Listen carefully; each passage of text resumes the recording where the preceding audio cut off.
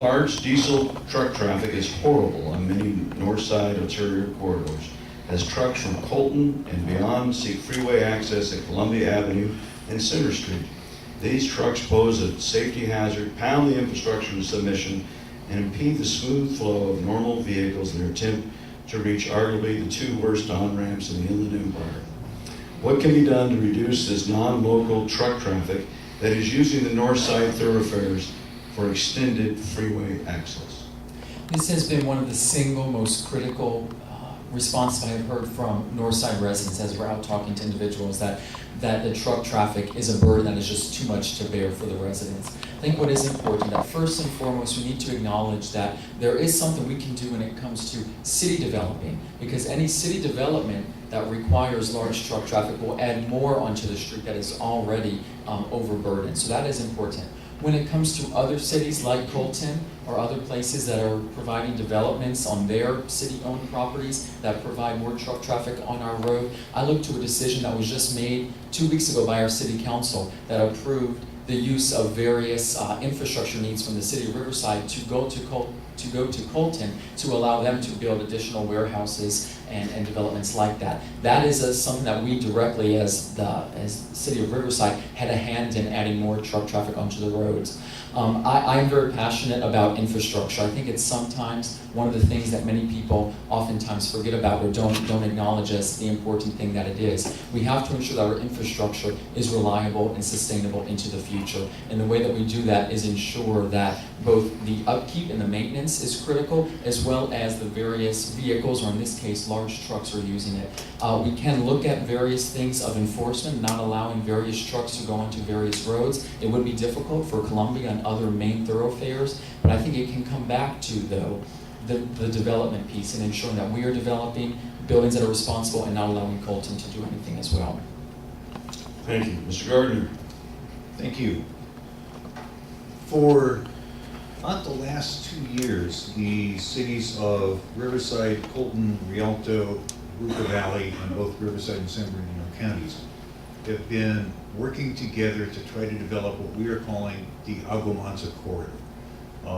That is a planned transportation route to deal with traffic that is generated by development in this part of the two counties and within those 4 cities. The basic plan is to try to take as much of it as possible out North Main in Riverside Avenue and between Colton and Rialto to Agua Mansa Road, then go across Agua Mansa Road to an improved Rubidoux Avenue freeway interchange to the 60 freeway in the city of Rupa Valley. Traffic that wants to go on the 10 freeway or north would proceed on Riverside Avenue up to the 10 and get on that freeway there. That's a promising alternative. It is a little bit contentious because no city is anxious to take the truck traffic that's generated in the city next to them.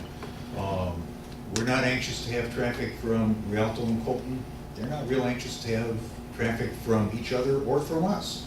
But I think this is a promising method. Thank you, sir. Ms. Edwards.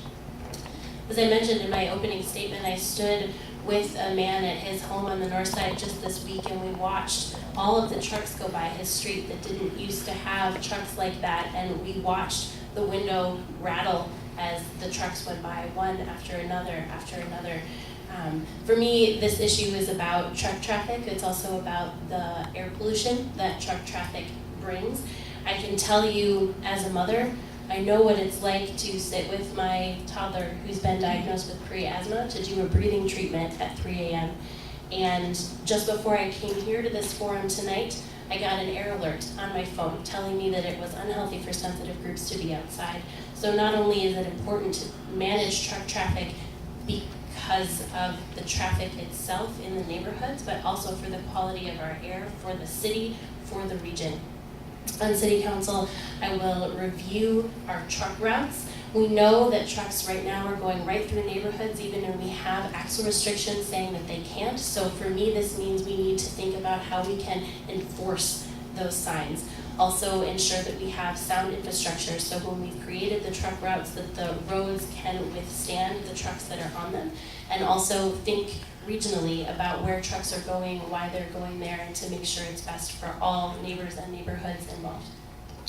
Thank you. That's the end of our questions that were prepared by the committee. We're going to go to the questions.